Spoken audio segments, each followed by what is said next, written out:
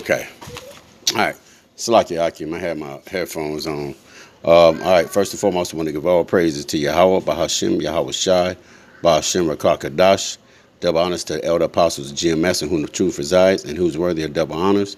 Peace and blessings be multiplied to you, Akim, out here teaching this truth for the four corners of the earth, and the risking of your lives for the love of the gospel. And you Aquath that's out here listening and learning in silence and being blessed, whatever Yahweh Shah may find your hands to do. Hey, hush! All right, Shalom. This is Qam YASHARAHLA. This is the so-called day, pagan holiday that they named after this so-called murderer, mass murderer, Cristobal Colon. All right, and I ran across this documentary, and it's beautiful, man. It hits a lot of points. I wanted to hit a few scriptures before, and I'll play the documentary in its entirety. If it doesn't finish, you brothers just get the link and log on to it, man. It was very inspirational, and as I watched it, scriptures popping out of my head. So I want to get this first one. This is Psalms 55:19. All right, because it hits a lot of points, man. Wounded knee, and just how this devil from Cristobal Colon on down, man. It's a little bit of all. It's very informational. So I'm gonna just put it up. All right. First of all, this is Psalms 55:19. He said that the power shall hear and afflict them, even he that abideth of old. Selah, because they have no changes. Therefore, they fear no power. All right, verse 20. He putteth forth his hands against such as be at peace with him. He hath broken his covenant. All right, and you're gonna see that throughout the videos. This devil, man. And really, these atrocities not only happening to the tribe of Gad, it happened throughout Israel, man, through all the tribes. Okay, so this could be applied to all of us, but it's predominantly because of the treaties that he had with Gad. So Judah never had no treaties with him. He just straight, which we understand, the Judah being the head tribe, and in the prophecies like who should roust them up. So Judah is really going through. I'm not saying I can't say that Judah went through the worst of the blunt force of captivity. Okay. Because even today, you got the Native Americans, they try to give them reformations and money for their land, and they're steady protesting that they don't want it's not for sale, because you can't steal something then turn around and try to pay us for it. Because if you pay for it, if something is for sale, that means if you give money up for something, that means it's for sale. Which I was watching a clip of the brother Russell Means, the Gadite, but I would call him the Gadite. He wasn't a politician. He was just like a freedom fighter for Gad, and that brother died in 2013, I believe. Look him up. He got a lot of good videos up, man, about going against Congress and shit. Okay. All right. Then I also want to get. Hold on, my desk is cluttered, man. Watching my grandbabies. They everywhere, man. Okay, I also want to get Isaiah 10. Go back in the room and play. I told you I'm doing a video, Leah.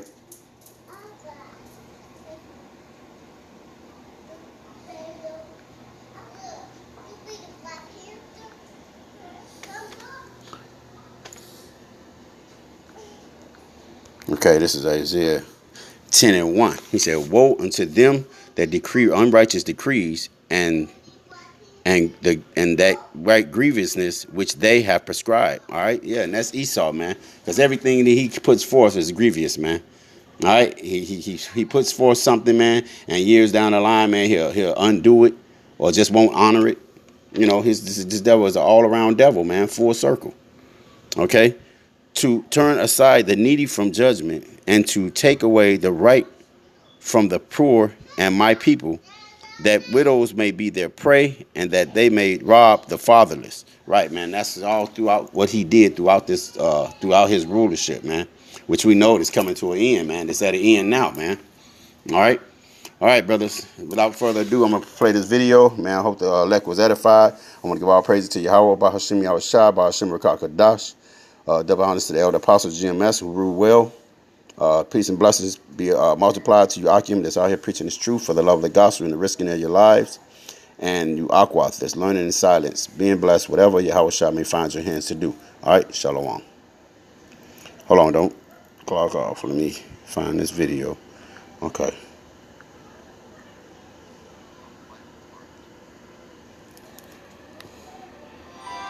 When Christopher Columbus first encountered the peoples of the New World, he was deeply moved.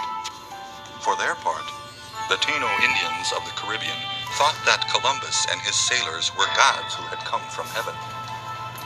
But within a single generation, the peaceful kingdom of the Taino Indians which Columbus first saw would be gone forever, wasted by disease, slavery, torture, and war. This new world that Columbus found was, in fact, a very ancient place, and the people he called Indios had lived upon the continent for thousands of years. Their ancestors were its true discoverers, Ice Age hunters who'd followed the rising sun east across the land bridge from Asia to discover a continent ruled by glaciers and great horned bison. When the ice melted, nomadic tribes pushed southward into the green heart of the continent, following the stars, the seasons, and the herds. They peopled the mountain ranges, the verdant river valleys, and the painted desert canyons. They fashioned languages and customs as varied as the feathers of the birds, yet between them ran spiritual roots buried deep in the earth. And then, after centuries beyond number, the white man came in search of wealth and power. 2 million Indians would endure 4 centuries of struggle before the sun finally set upon their free dominion. These European settlers came in wave upon wave to occupy Native American lands. In the bellies of their ships, the Europeans carried horses, guns, and disease. And in their hearts, they carried a belief in their destiny to rule the Americas from the Atlantic to the Pacific. As the whites pressed ever westward, they finally waged an absolute war on the Indians that would close the frontier and usher in the white man's era of railroads, telegraphs, and mining. Yet the history of America is, in many ways, the history of the American Indian, for they gave the Europeans the skills and knowledge needed to survive in the New World. These are the stories of the mightiest Indian nations. The Iroquois of upstate New York were a unique confederation of 6 Indian nations. Their great law of peace attracted the attention of American colonists who were forging their own new country. The Seminoles of Florida, who gathered together free Indians and black slaves fleeing the northern lands. Together, they built a patchwork nation of peoples mirroring the melting pot of America. The Navajo, whose powerful spiritual link to their land inspired a courageous defense of their territory in the great Southwest. The fiercely independent Cheyenne, the beautiful people of the plains, whose families were massacred by U.S. Army soldiers at Sand Creek. And their brothers, the Teton Lakota, the defiant warriors of the West, who united with the Cheyenne to hold back the tide of Western expansion for 50 years. These stories tell only a part of the American Indians' history, yet they paint a picture of the vastness of their domain, the depth of their beliefs and hopes, and the brave defiance of these men and women as they walked into the evening of their time of freedom on this earth.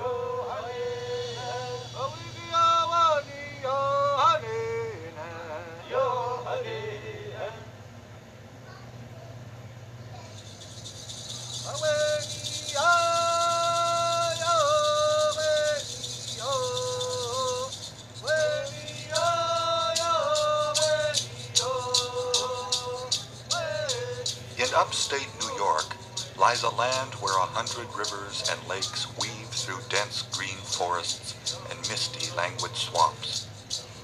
Towering above this lush landscape are the smoky heights of the great Adirondack Mountains. This is the land where the people of the Longhouse, the mighty Iroquois nation, took root.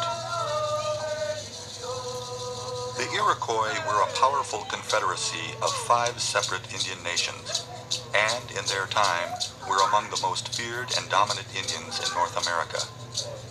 Their unique confederation was a model of democracy. Some have even said that parts of our own Constitution were borrowed from the Iroquois Great Law of Peace.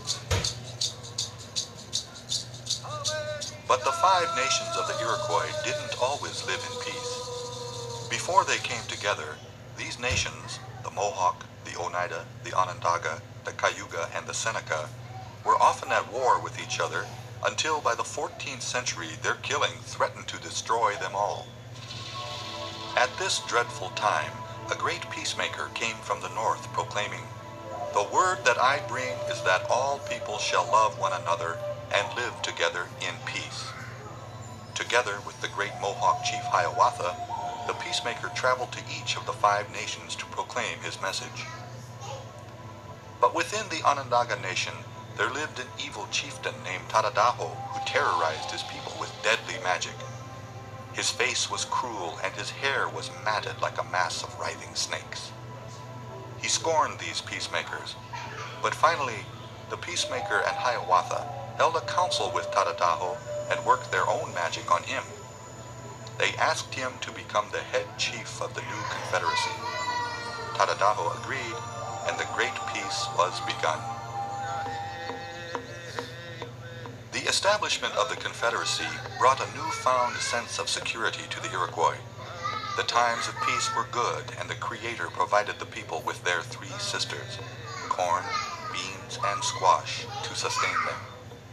The women of each clan were the farmers, and every spring they planted the 3 sisters in the fertile fields while the men hunted and fished in the forests and lakes that surrounded their land.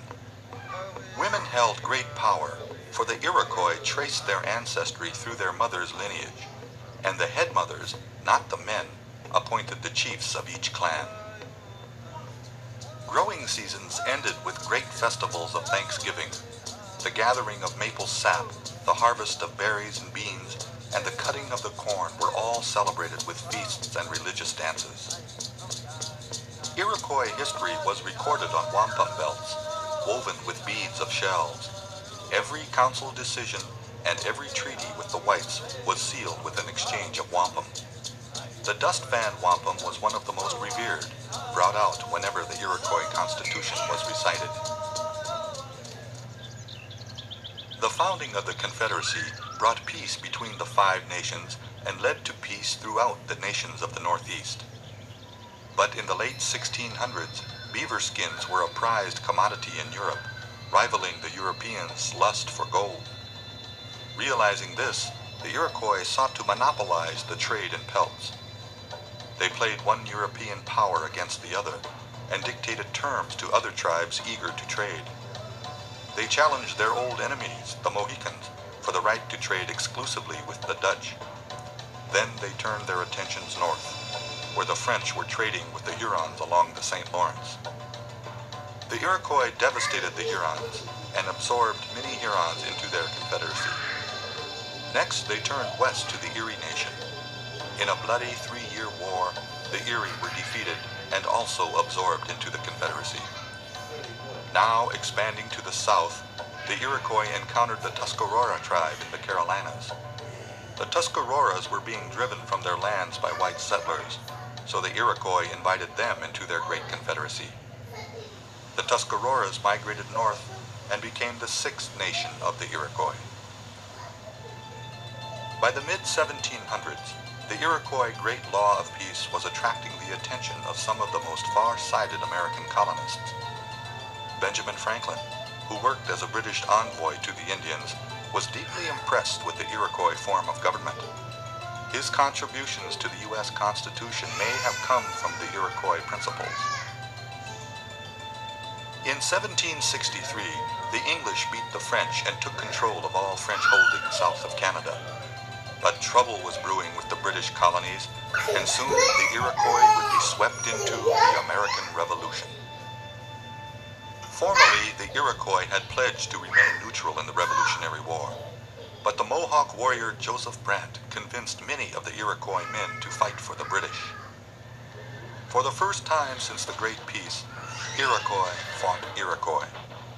The Mohawks, Senecas, Cayugas, and Onondagas fought with the British, while the Oneidas and Tuscaroras sided with the colonies. When the English finally fell in 1783, the new United States of America treated the entire Iroquois Confederacy as a conquered nation, forcing the Iroquois to surrender most of their territory. Now, much of the precious land that sustained their life for 1,000 years was gone, and the scourges of reservation life appeared. Drinking and idleness led to violent fights between once proud warriors. In their poverty, they were forced to sell even more of their land. The whites had finally robbed them of their pride and dignity. By the end of the 18th century, the spirits of the Iroquois people had fallen to new depths. At this dark hour, an unlikely prophet came to them. Handsome Lake, a Seneca chief and a notorious drunk, fell one day into a stupor so deep his pulse stopped. Moments later, Handsome Lake awoke from near death and revealed a great vision. 3 messengers came with a command from the Creator. These messengers condemned whiskey, abortion, and witchcraft, and called for a return to the old ways of living before the whites came. The Iroquois people were profoundly affected, and his teachings became known far and wide as the Longhouse religion. But the displacement of the Iroquois from their land continued. Tragically, between 1830 and 1846, the U.S. government carried out the removal of Indians west of the Mississippi. In spite of a series of land swindles and broken treaties, the Iroquois managed to hold on to small parcels of their land in New York and Canada. By the mid-1800s, the Iroquois were adapting to the white man's culture. A few children attended school off the reservations, and some Iroquois were finding their way into the American mainstream. Eli S. Parker, a well-educated Seneca, enlisted in the Army during the Civil War and rose to the rank of Brigadier General. As Ulysses S. Grant's secretary, Parker wrote out the surrender document signed at Appomattox Courthouse. After the war, when Grant became president, he appointed Eli Parker as the first Native American Commissioner of Indian Affairs. Today, the rich legacy of the Iroquois lives on. The great confederacy of 6 nations not only stamped its mark on American history, but also influenced the U.S. Constitution. The Iroquois also gave the country of Canada its name, from their word meaning community. The people of the Longhouse, once the mightiest confederation of Indians in North America, continue to burn their council fire and to hold on to their sacred unity. In that council flame burns the memory of 1,000 struggles and the sacrifice of countless chiefs and clan mothers who fought to keep their people free.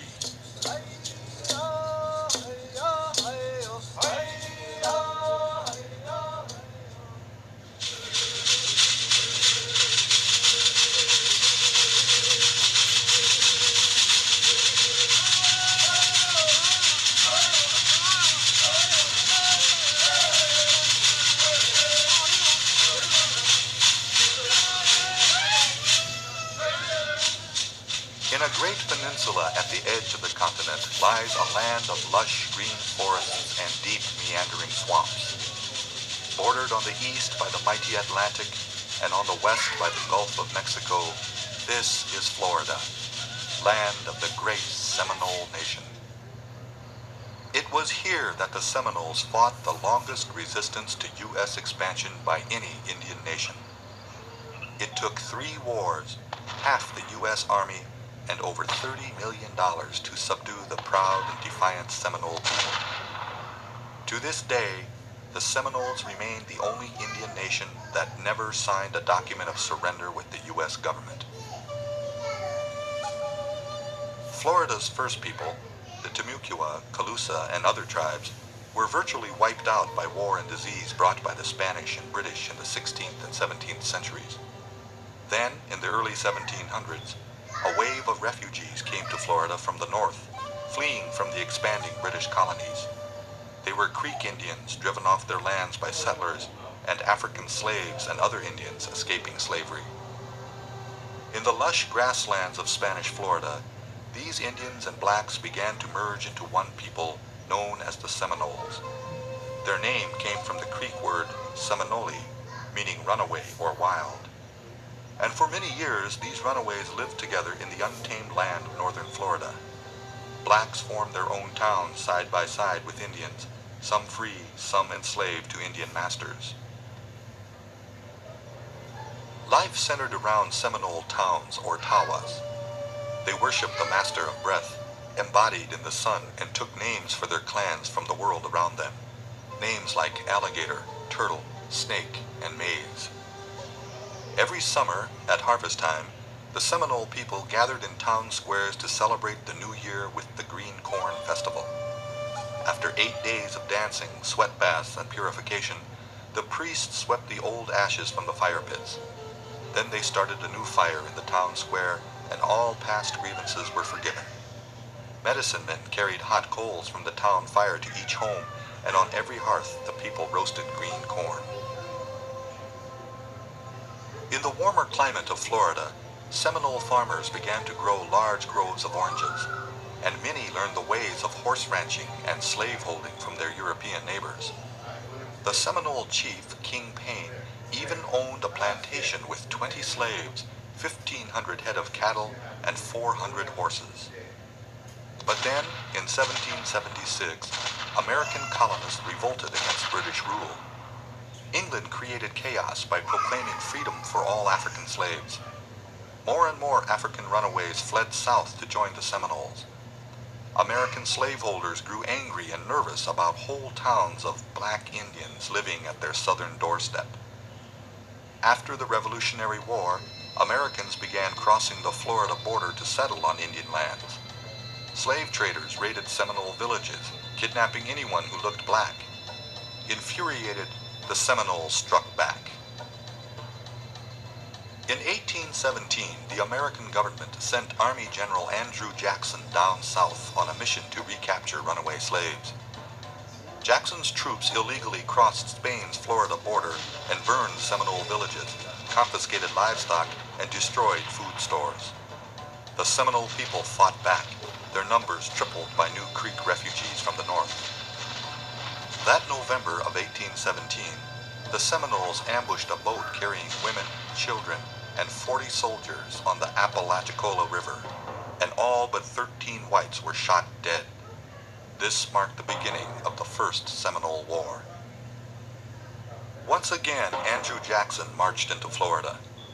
Jackson and his troops destroyed more Seminole towns, and the Seminoles fled further south.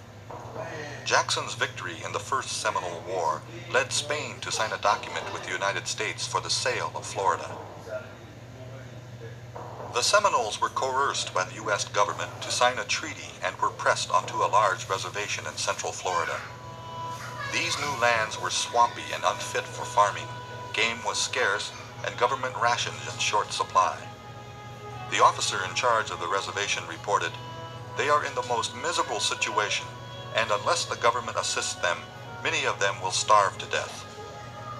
In this hour of desperation, one warrior rose to lead the Seminoles in their second war of resistance.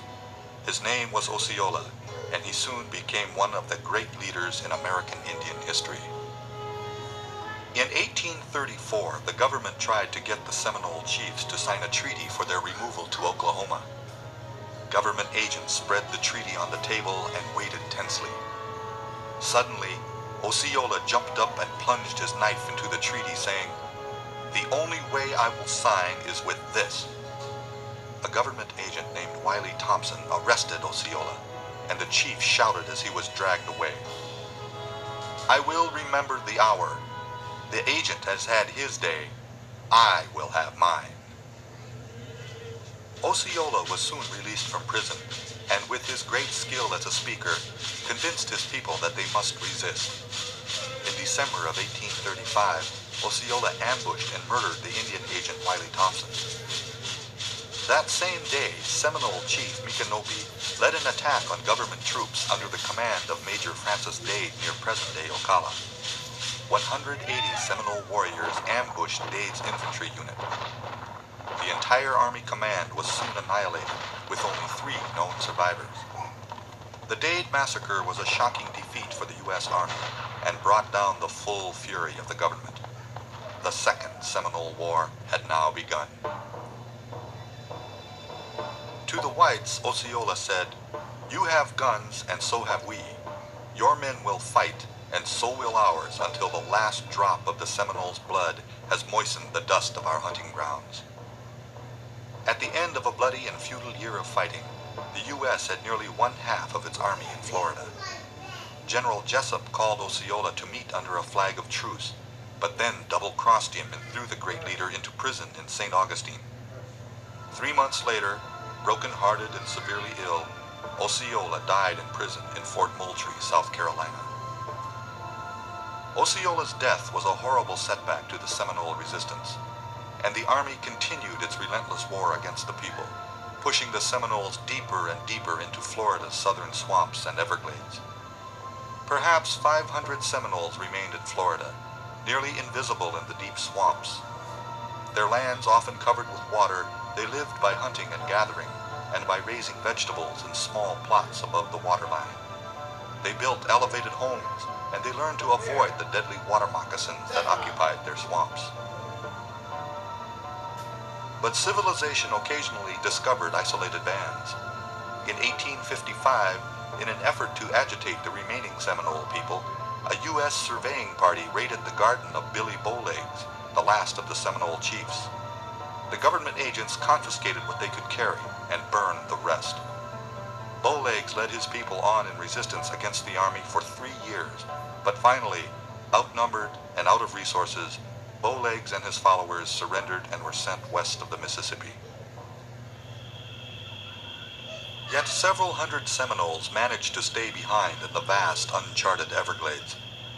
The government finally gave up pursuit of these last free Seminole Indians, and to this day, they never formally surrendered. Like the melting pot that became America, the Seminoles are a patchwork of different peoples and cultures. They are Indians, African slaves, and other refugees united in a struggle to create a separate nation. A proud and defiant people, the Seminoles remain today the only unconquered Indian nation in the United States.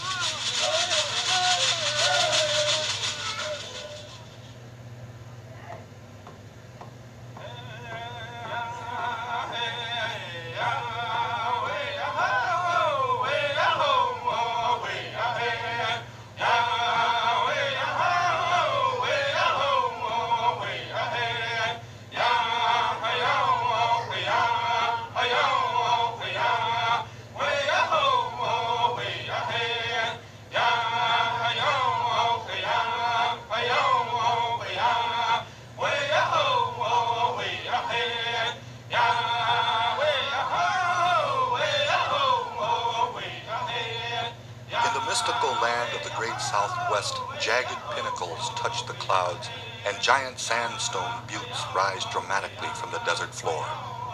It is here where the Navajo Nation carved its civilization many centuries ago.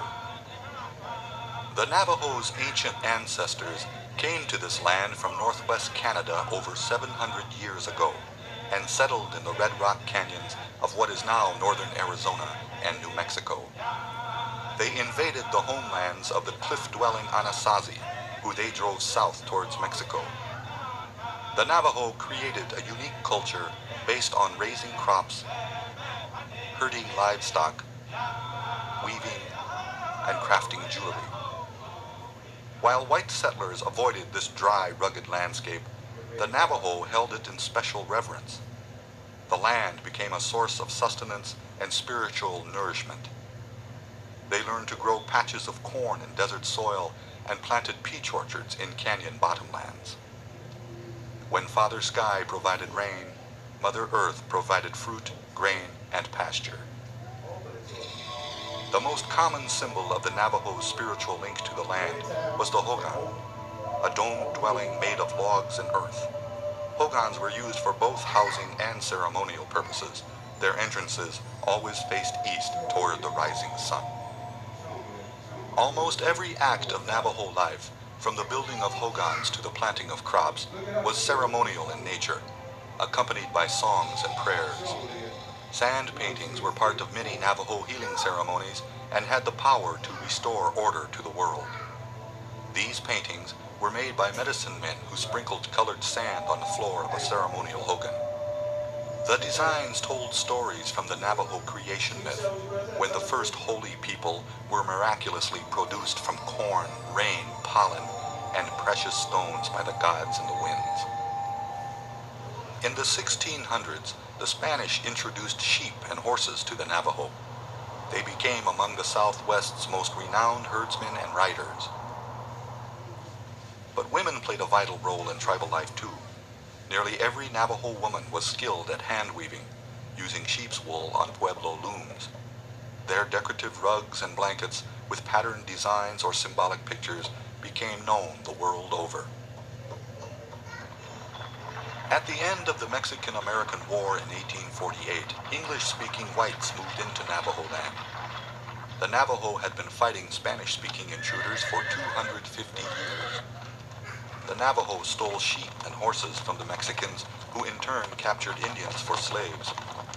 The Navajo figured their enemies would be expelled from the new U.S. territory of New Mexico. Instead, Washington gave the Mexicans the U.S. citizenship it had denied the Navajo and allowed the slave trading to continue. The Indians could only watch in growing anger as soldiers built their first military post in 1851. In its name, the whites spoke their feelings for the Navajo, calling it Fort Defiance. The great Navajo chief Manuelito and his ally Barbencito were determined to sweep the fort and its people from their land. In 1860, they attacked Fort Defiance with 1,000 warriors. Though their arrows were no match for musket fire, they convinced Washington that the Navajo would defend their homeland at all costs. General James Carleton, a ruthless Army veteran who'd subdued the Mescalero Apaches, soon took command of Fort Defiance. Carleton found Navajo land a princely realm, but of the Navajo people, he said they were wolves that run through the mountains and must be cleared away if the territory was to be opened to settlement. So Carleton chose a new place for the Navajos, a flat and desolate wasteland far away on the Pecos River called Bosque Redondo. Here, guarded by soldiers from Fort Sumner, Carleton planned for the Navajo to become self-sufficient farmers. But Barbencito refused, saying, "I will not go to the Bosque. I will never leave my country, not even if it means that I will be killed." Carleton chose his old friend Kit Carson to head the military campaign against the Navajos. Carson was reluctant at first, not wanting to fight the Indians he had traded and lived with in the past. But the summer of 1863 found Colonel Kit Carson leading 1,000 New Mexico volunteers to wage war against the Navajo, who numbered more than 12,000. Carson knew the only way to conquer the Navajo was to scorch the very earth they lived upon and starve them into submission. Kit Carson's men destroyed most of the herds and crops between Fort Defiance and Canyon de Chelly in 6 months' time. In January 1864, Carson led 300 soldiers into the sheer-walled reaches of Canyon de Chelly, the last Navajo stronghold. The soldiers burned hogans, slaughtered livestock, destroyed cornfields, took women and children captive, and killed the men with their muskets. Barbencito was captured, but Manuelito escaped with 4,000 members of his band. The 8,000 Navajo who'd surrendered set out on the long walk, a terrible 300-mile journey to captivity at Bosque Redondo. Hungry, homesick, and nearly naked against the cold, 200 Navajo died along the way to the wasteland that General Carleton considered a fine reservation. But Indians who escaped the reservation told of a barren, drought-stricken land where they lived like prairie dogs in burrows. Kit Carson continued to hunt those who were still free. In September 1866, Chief Manuelito and 23 hungry, ragged warriors surrendered at a military post in northwestern New Mexico. His band had resisted capture for more than 3 years, but now they were too exhausted to fight on. The days of the free Navajo Nation were over. By 1868, horrific reports of life at Bosque Redondo had created a public outcry. The land was desolate, the water unfit to drink, and government rations almost non-existent. 2,000 Navajo people died at the Bosque due to starvation and disease. The sooner it is abandoned and the Indians removed, the better, said the reservation superintendent. And so, on June 1st, Manuelito, Barboncito, and 5 others met with Army Commander William Tecumseh Sherman to sign a treaty. When the Navajo leaders first saw Sherman, they were fearful of him because his face was the same as Carleton's, fierce and hairy with a cruel mouth. But his eyes were different.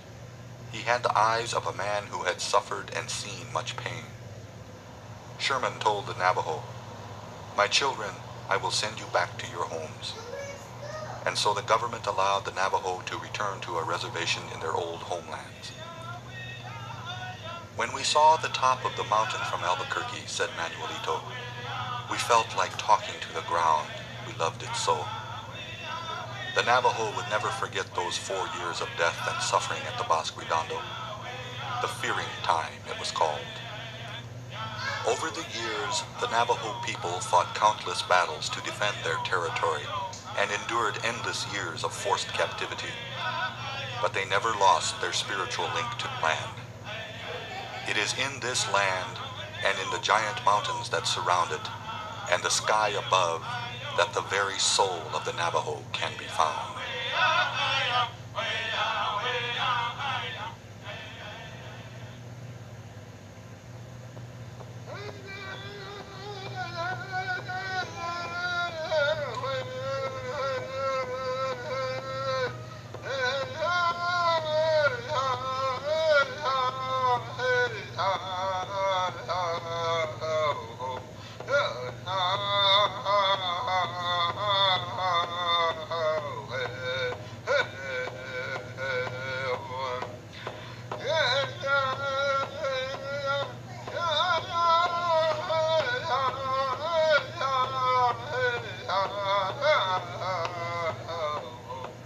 It was the Cheyenne and Teton Lakota who fought the hardest for their land and lives, and these 2 nations would be the last to ride in freedom across the Great Plains. Here, the vast prairies stretched from Texas to Canada and from the Mississippi River to the Rocky Mountains. As the mightiest of Plains tribes in the 19th century, the Cheyenne and Teton Lakota shared a similar way of life.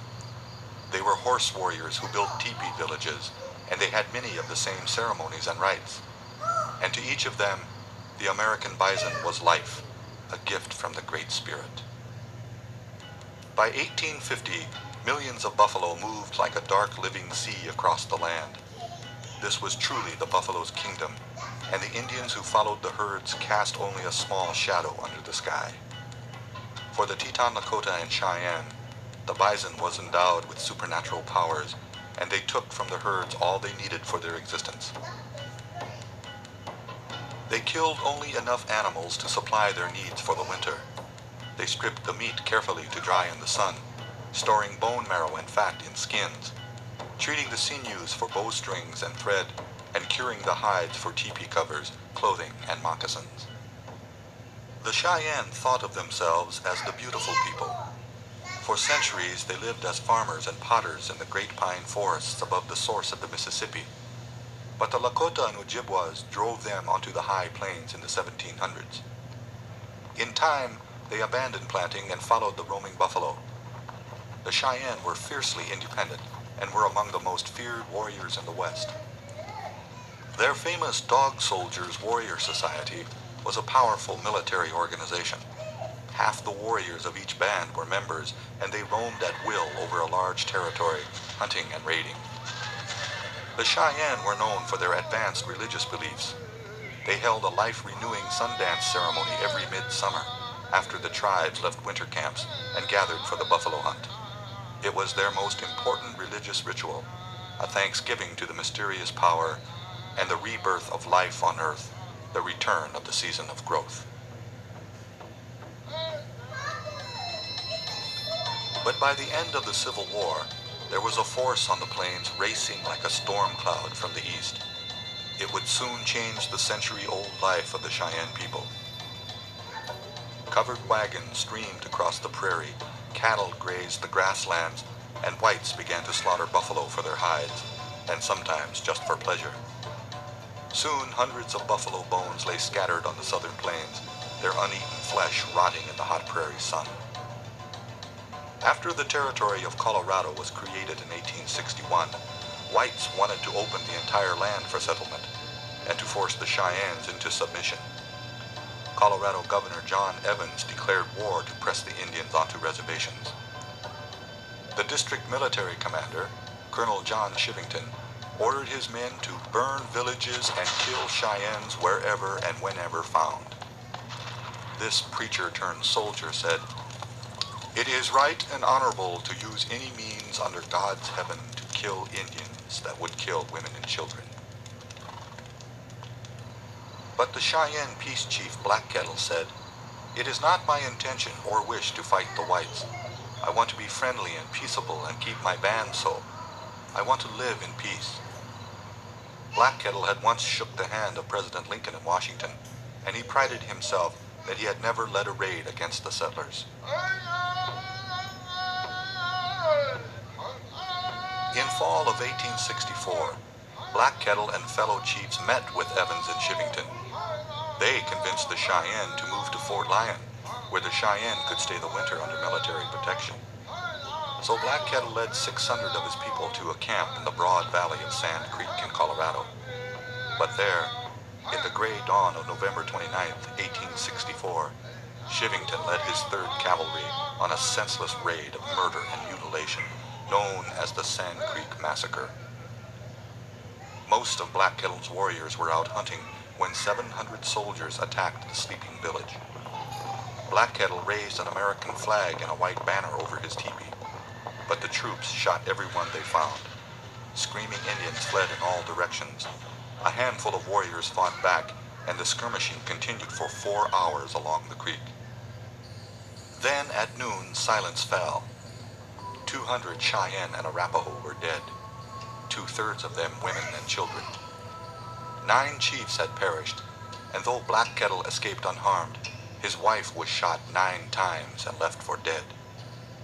Shivington's boys, as he called them, paraded through Denver, showing the scalps, severed arms, and legs of the Indians.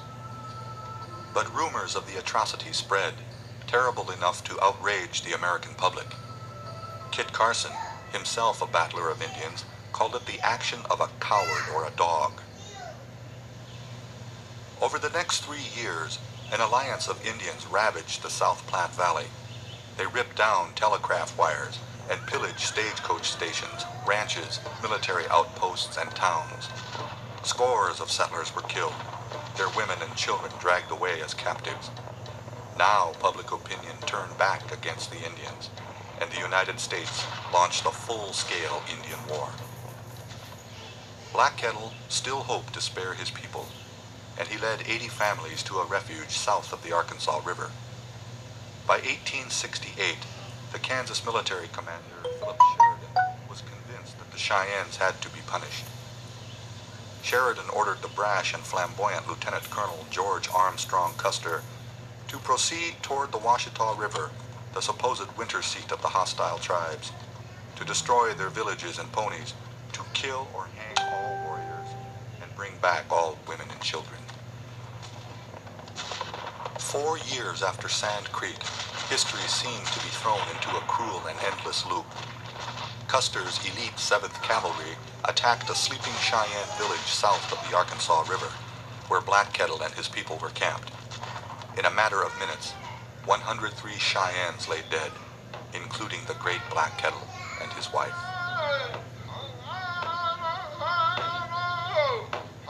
Cheyenne prophet Sweet Medicine once foretold of years of darkness for his people, the end of the buffalo and the coming of the white man. But he could not foresee how their days of roaming the prairie in freedom would end. The Cheyenne were herded onto a reservation in western Indian Territory, where the warpath and the buffalo hunt was replaced by food rations and Christianity. But the land will always know the people who once walked its vast prairies and who hunted its sea of thundering bison. The Cheyenne were among the first to practice the concept of peaceful resistance. Their advanced religious beliefs and spiritual devotion served them well in their struggle to remain free. Among Native Americans even today, the Cheyenne will always be known as the beautiful people of the plains.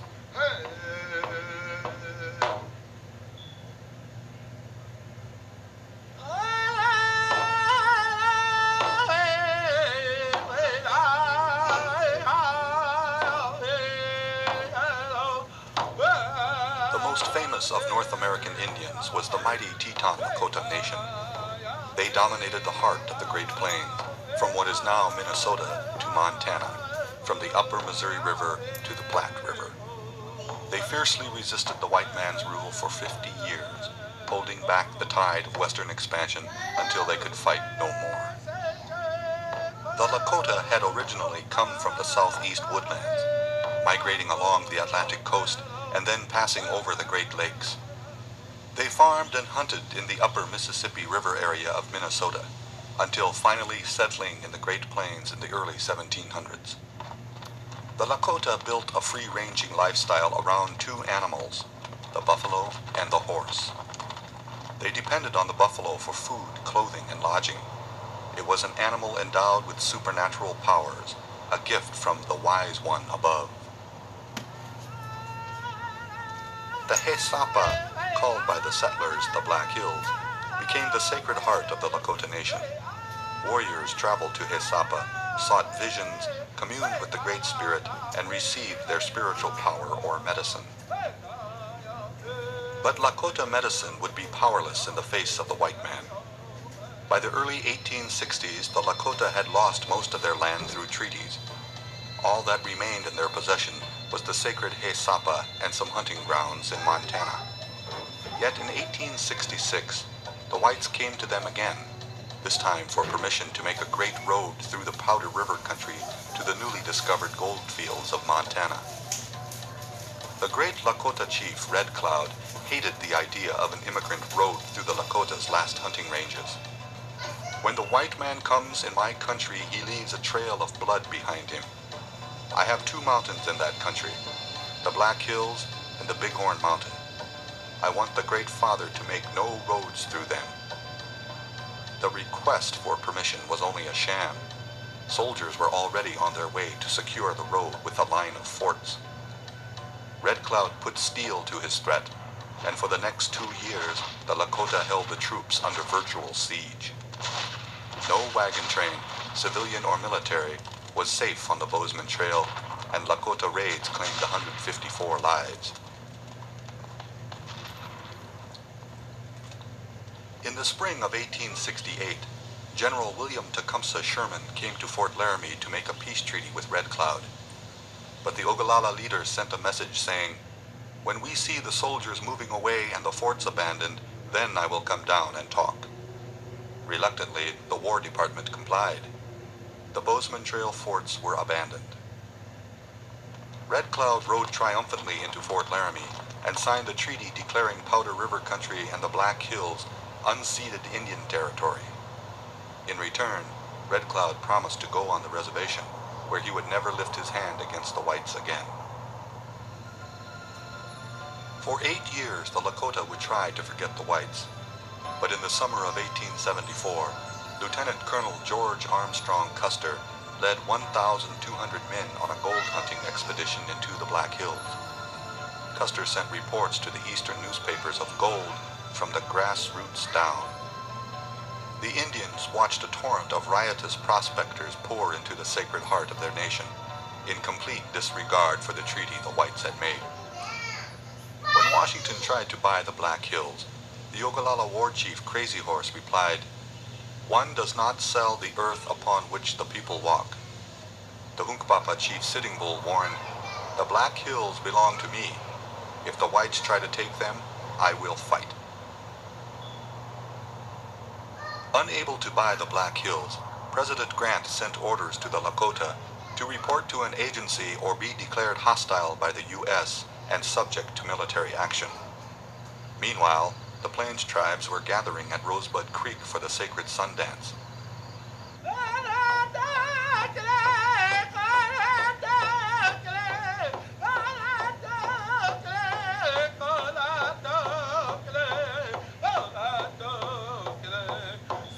Amidst the chanting and swirling warriors, Sitting Bull made 50 skin offerings in each of his arms until his blood flowed around him and he fell into a trance. When he awoke, he told of a vision. "I saw soldiers and some Indians on horseback, coming down like grasshoppers, with their heads down and their hats falling off. They were falling right into our camp." Soldiers were indeed coming. General Sheridan had ordered troops to southern Montana. The invincible George Armstrong Custer drove his exhausted 7th Cavalry through the rolling hills of Montana in a relentless search for the Indians. Finally, on the morning of June 25, 1876, Custer found his prey, camped in a valley of the stream the Lakota called Greasy Grass, but which the whites would remember as the Little Bighorn. Long-Hair Custer charged his soldiers straight into the Indian encampment. But 1,000 warriors led by Crazy Horse met Custer's troops, and on a ridge now called Custer Hill, Long-Hair's forces were swallowed up by Indians and were lost in the dust and smoke of history. Sitting Bull's vision had been fulfilled. The Indians soon broke into small bands and scattered to the winds. Crazy Horse's Ogallala kept up their attacks, and Sitting Bull led his Hunkpapas to Canada. That fall, the Lakota were forced to sign away their right to the Powder River and Haisapa. The government said that they had violated the treaty by going to war with the U.S. Promised a reservation in the Powder River country, in May of 1877, Crazy Horse marched his band of starving Ogallalas to Fort Robinson. They came singing peace songs, and Crazy Horse threw down 3 rifles, giving up the warpath forever. But as Crazy Horse was brought into Fort Robinson, a soldier bayoneted him in the back. To the north, a commission came to lure Sitting Bull back from Canada, offering to pardon his war crimes in return for surrender. The Hunkpapa leader refused, asking, "What have we done that you should want us to stop? It is all the people on your side who started us to making trouble. If we must die, we die defending our rights." Canada refused them a reservation, and his people were homesick and weary of cold and hunger. In July of 1881, Sitting Bull and his followers crossed the border. Over the next 10 years, the last of the Lakota were brought onto the reservations, and in all the vastness of the Great Plains, not a herd of buffalo could be found. Sitting Bull joined Buffalo Bill Cody's Wild West show, selling autographed photos of himself to gawking children all across the continent. The show's finale was a reenactment of the Battle of the Little Bighorn, and the terrible Indian wars were now only an entertainment for the victor. On the reservation, warriors lived on rotting scraps and dreams of their past. Inevitably, a prophet came, telling of a new Messiah coming to bury the whites beneath the earth and bring the Indian dead to life. The hunting grounds would be restored, and the land would once again be heavy with buffalo. This prophet was a Nevada Paiute medicine man named Wovoka, and his ghost dance religion swept across western reservations like a prairie wind, the dance lifting broken warriors into its trance. Wovoka's followers donned ghost shirts that would stop the white man's bullets. Fearing a new Indian uprising, Major General Nelson Miles ordered troops onto the Indian agencies. Though Sitting Bull was openly skeptical of the new religion, the whites thought he was to blame for disturbances and ordered his arrest. On the morning of December 15th, 43 Indian police led the Hunkpapa chief from his cabin. Shots were fired, and Sitting Bull fell to the ground, dead. Another band of soldiers had gone in search of the Miniconjou chief Bigfoot, whose people had gone to the Badlands where they could perform the ghost dance without fear. The Bluecoats caught up with them, and the Indians and the soldiers camped for the night beside Wounded Knee Creek. 500 soldiers stood guard over 350 men, women, and children. At sunrise, the army began disarming the Indians. Somehow, a rifle went off and a soldier fell dead, and both sides opened fire at once. The army cut down half the men with its first volley, and rapid-fire cannons rained shrapnel from the hills. Indians ran and were shot down like buffalo. When the smoke blew away, 153 men, women, and children of the Lakota Nation lay dead, their blood flowing together with 25 corpses from the 7th Cavalry. The ghost shirts had been powerless, and the snows fell for 2 days, softly muffling the moans of the dying. On New Year's Day of 1891, the frozen dead of Wounded Knee were gathered in wagons and buried in a mass grave. Lakota shaman Black Elk said many years later, "I can still see the butchered women and children lying heaped and scattered, and I can see that something else died there in the bloody mud and was buried in the blizzard. A people's dream died there. It was a beautiful dream." But the legacy of the Teton Lakota still commands deep respect and admiration today. Their fight for survival against the U.S. Army at Little Bighorn created a legend, yet ultimately led to their final defeat. The spirit of the Lakota, a proud people who poured forth their blood to preserve a way of life, will endure long after the stories of battle are forgotten.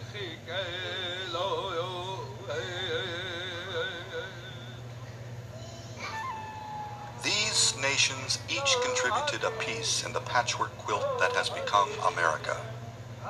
From the Iroquois Great Law of Peace, which influenced the writing of our Constitution, to the Cheyenne concept of peaceful resistance, these great Indian nations built a heritage that still inspires new generations of Native Americans. They will always be a vital part of the American adventure.